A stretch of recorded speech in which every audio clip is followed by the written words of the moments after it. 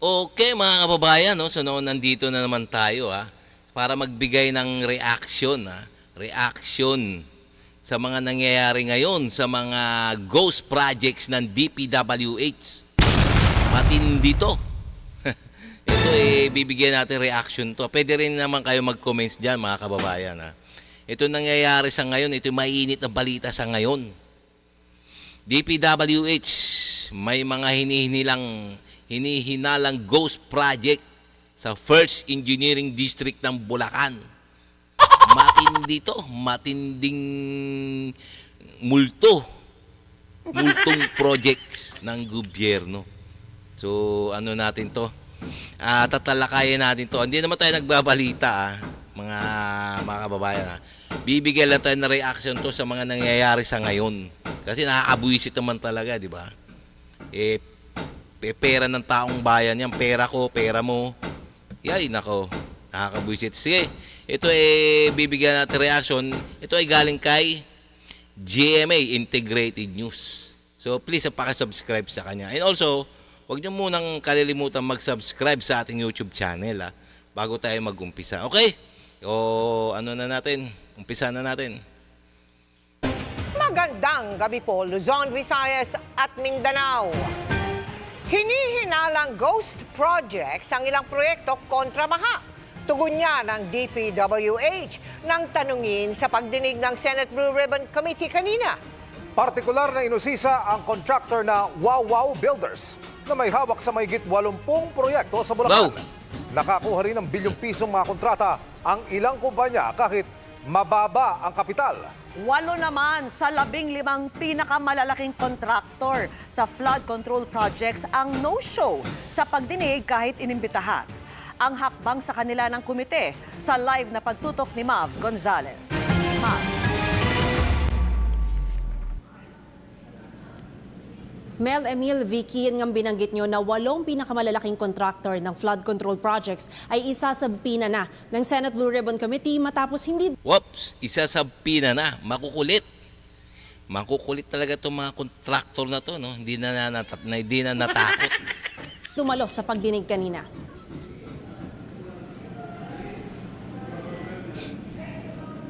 Kinumpirma ng Department of Public Works and Highways na may hinihinalang ghost projects, partikular sa First Engineering District ng Bulacan. My office received reports that there are ghost projects in the municipalities of Kalumpit, Malolos, and Hagonoy in the province of Bulacan. Can you confirm this? Yes, Your Honor. That's true. Well, this is information that we have received, Your Honor. And the contractor, allegedly, Wow Builders, correct? That's correct, Your Honor. Wow, ang ganda ng pangalan ng ng contractor. Wow. Matindi. Sa pagdinig ng Senate Blue Ribbon Committee kanina ukol sa mga umano'y anomalya sa flood control projects, sabi ng DPWH, mula 2022 hanggang 2025, 85 projects na nagkakahalaga ng 5.91 billion pesos ang nakuha ng Wow Builders sa Bulacan. Sa buong Wow! 5.9 billion projects. Nakakalula. bansa, 9 billion pesos ang kontrata ng Wawaw. Iniimbestigahan daw ito ngayon ng DPWH. Pero nirelieve na ni Secretary Manny Bonoan ang buong District Engineering Office. Was there a senator or a congressman who inserted that for that particular area? Well, we'll just have to find out, Your Honor. Walang dumalo mula sa Wawaw Builders sa pagdinig. Inamin naman ni Bonoan na may ghost project sa nakaraang 2 taon.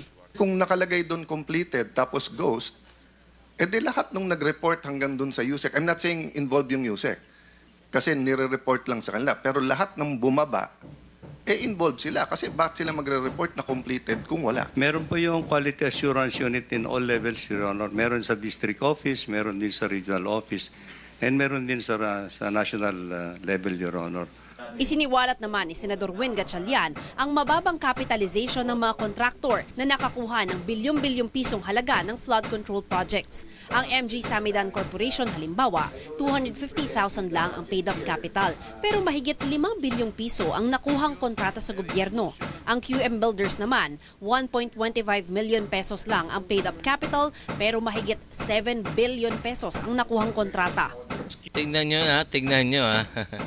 Kaliliit na mga kontraktor yan ha, pero nakakakuha ng bilyon na projects ang gobyerno.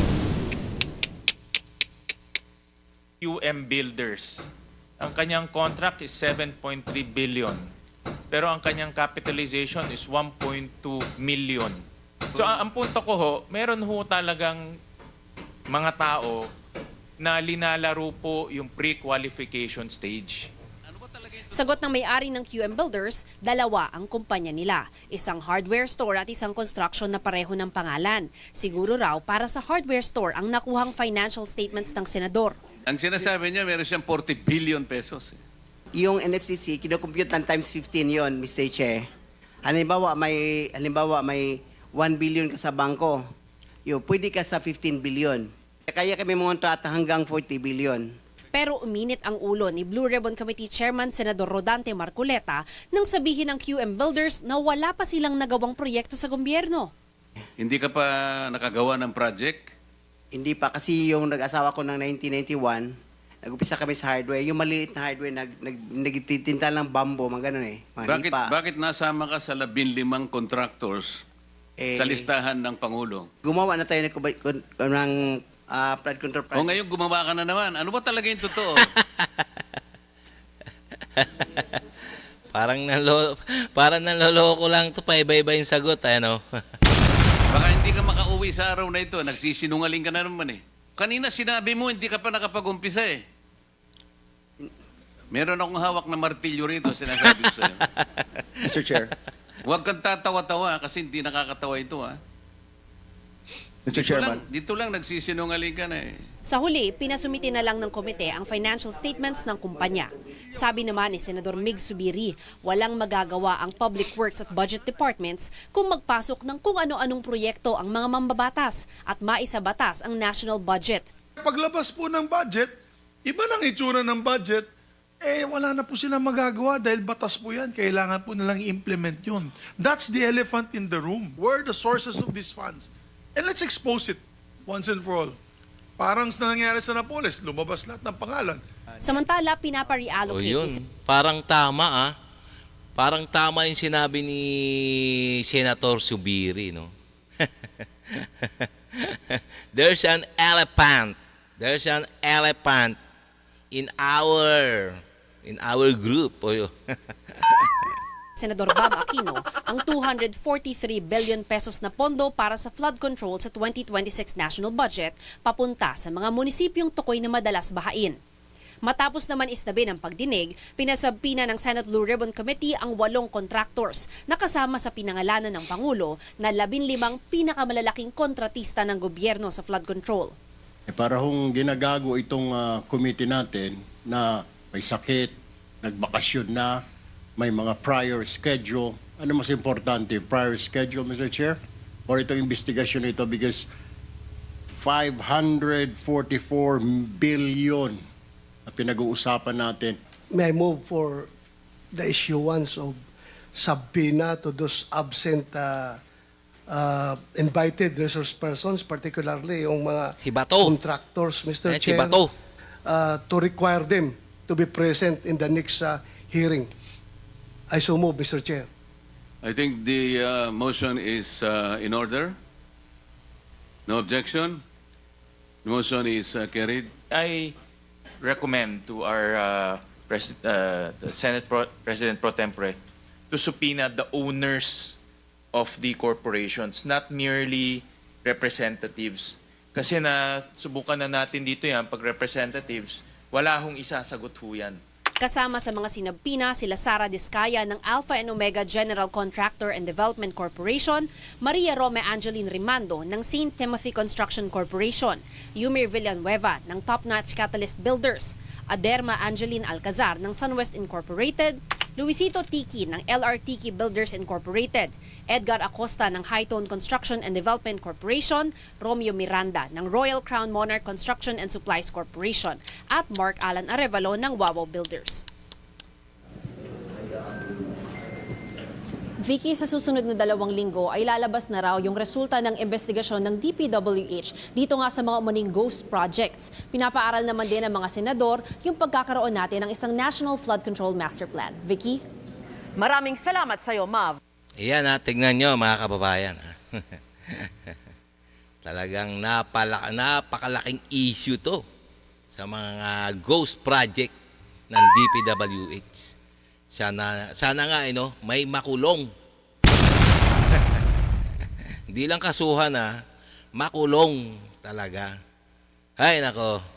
Talagang napaka walang hiya talaga, no. So hanggang dito na lang tayo mga kababayan, no.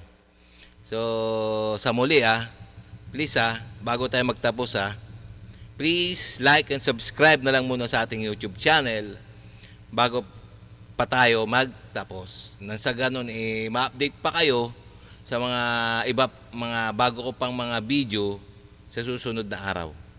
Okay, salamat.